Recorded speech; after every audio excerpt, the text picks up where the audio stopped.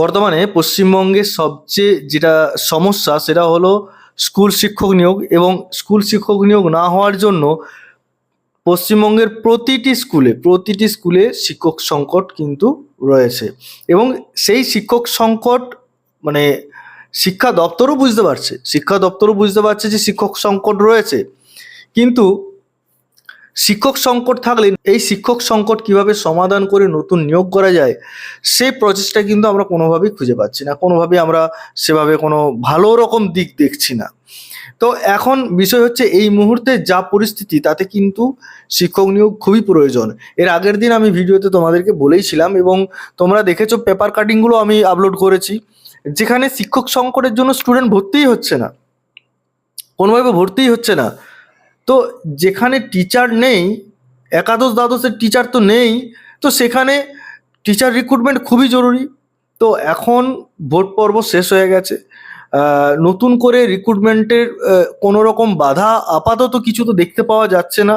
তো মনে করলে এই মুহূর্তে নোটিশ গেজেট বের করে পরীক্ষার একটা প্রস্তুতি পর্ব নিয়ে নিতেই পারে কমিশন। কিন্তু কেন জানি না, কোনো খবরই কেন যে পাওয়া যাচ্ছে না, এটা নিয়ে কিচ্ছু বুঝতে পারা যাচ্ছে না। তবে এর আগের দিন তোমাদের সাথে দীর্ঘ সময় ধরে আলোচনা করেছিলাম যে দেখো, হয়তো এর পরে আমরা হয়তো ভালো খবর পাবো, কিন্তু ভালো খবর আমাদেরকে পেতে হবে। কেন বলছি জানো? তার কারণ হচ্ছে চরম শিক্ষক সংকটের রয়েছে আমাদের পশ্চিমবঙ্গের স্কুলগুলো। তা চরম শিক্ষক সংকটে যদি থাকে, তাহলে সবচেয়ে বড় সমস্যা কি জানো? যে স্কুলগুলো চালানো যাবে না। আর তোমরা তো পেপার কাটিংগুলো দেখছো যে পেপার কাটিংয়ে কি দেওয়া রয়েছে। আমি তো বেশ কয়েকদিন ধরে পরপর দিয়ে রাখছি। তাতে করে স্টুডেন্ট ভর্তি হতে চাইছে না, ভর্তি হতে পারছে না। হ্যাঁ, তো এইরকম করে কতদিন চলবে?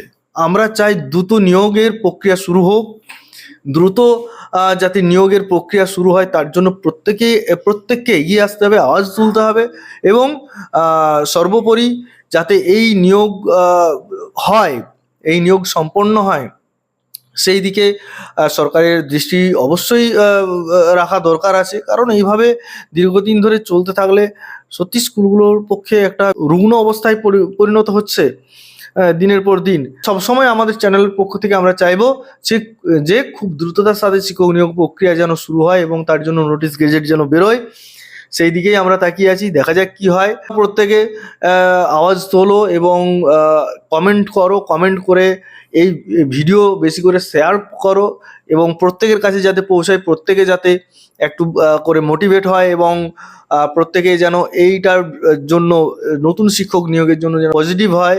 তো সবাই একটু পজিটিভ থাকো, পজিটিভ কমেন্ট করো, পজিটিভভাবে শেয়ার করো, প্রত্যেকের কাছে পৌঁছাক বার্তা যে আমাদের চ্যানেলের পক্ষ থেকে আমরা দ্রুত চাইছি যাতে নিয়োগ প্রক্রিয়া সম্পন্ন করা হয়, নতুন করে নিয়োগ করা হয়।